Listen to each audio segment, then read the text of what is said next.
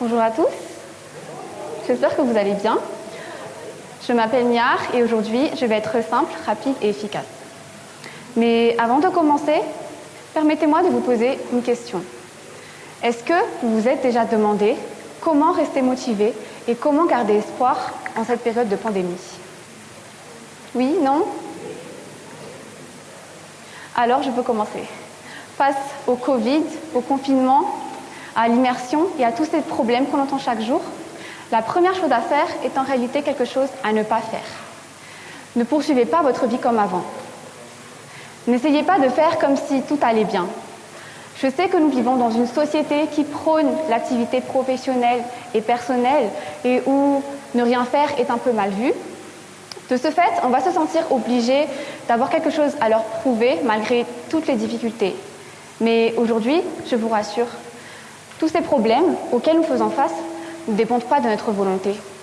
On ne l'a pas choisi, on ne l'a pas demandé, mais surtout, on ne peut rien y changer. Alors, pourquoi essayer de contrôler quelque chose qu'on ne peut pas contrôler? Quand on peut juste accepter la situation, accepter qu'elle nous dépasse, accepter pour mieux avancer. Vous vous demandez sûrement comment s'imposer dans ce contexte aux allures chaotiques. Vous vous êtes sûrement dit que vous aviez perdu énormément de temps, que vous n'avez pas été productif ou que plusieurs opportunités ont été gâchées. C'est peut-être vrai, mais si vous changez votre angle de vue, vous verrez que le confinement a quand même eu du bon. Personnellement, j'ai pu constater que le confinement a mis en évidence ma capacité d'adaptation et bien plus encore, la pandémie nous a obligés à changer notre manière d'interagir, notre manière de travailler et en un sens, tout un mode de vie. Et c'est incroyable, vous ne trouvez pas?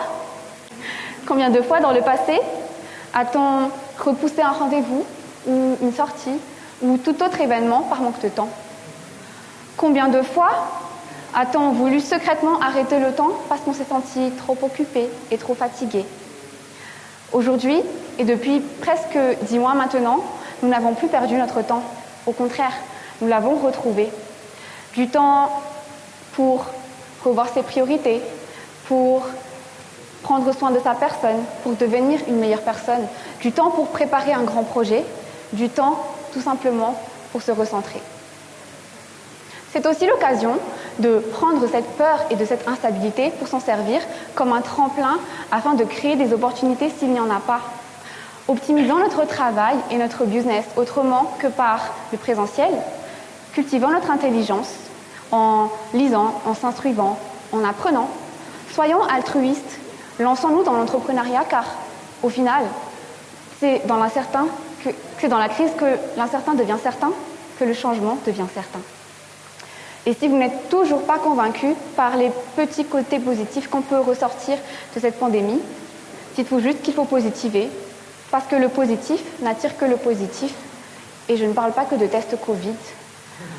En soi, cette année n'a pas été la meilleure des années pour nous et pour ceux